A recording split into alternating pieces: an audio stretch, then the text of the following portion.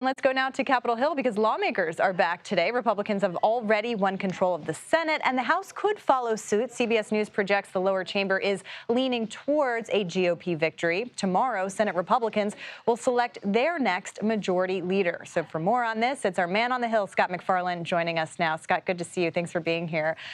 So let's talk about what's on Congress's to-do list. Lawmakers face this deadline to keep the government funded.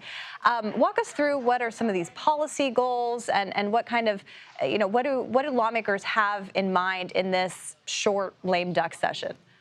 What do they have to do? Well, by December 20th, they have to figure some way to fund the government to avoid another one of those shutdown standoffs.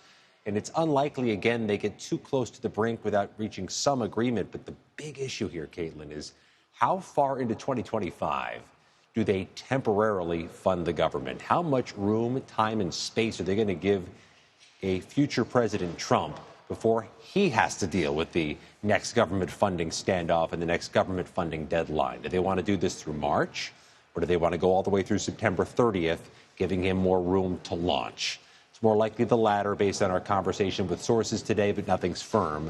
I'll have to figure that out over the next few weeks. And again, until January 3rd, there is divided control of the Capitol, with Democrats still controlling the purse strings in the Senate.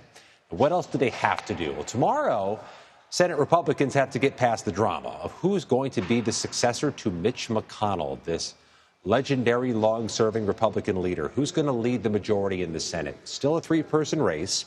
Still John Thune, McConnell's lieutenant, the number 2 member of leadership now, John Cornyn of Texas, and this wild card, Rick Scott of Florida, who has the support of, among other people, Elon Musk and other Trump allies. And Rick Scott was on social media posting that Donald Trump is right, that the Senate should use this recess appointment power to circumvent its own authority and speed through Trump nominees.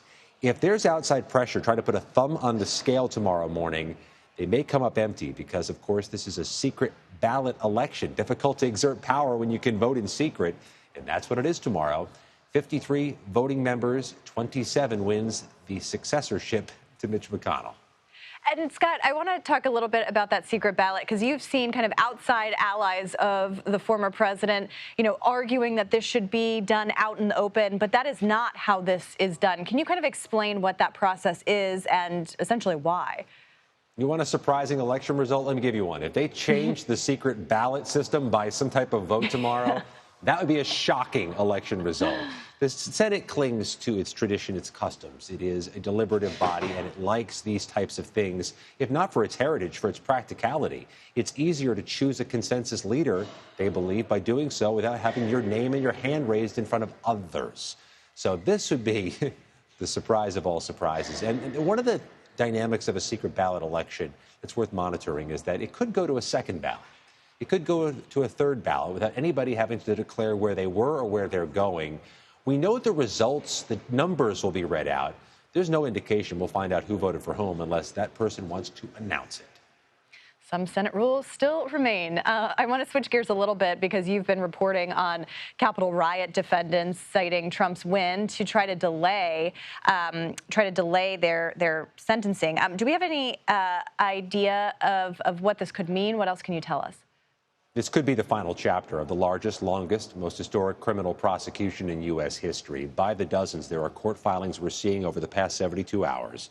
From January 6, defendants and their defense lawyers asking to postpone open proceedings, hearings, sentencings, appeals, saying let's wait until after January 20th. They argue because Donald Trump has very much promised pardons. They argue it would be a misuse of the court's time, its resources, and that it would be unfair to proceed before January 20th.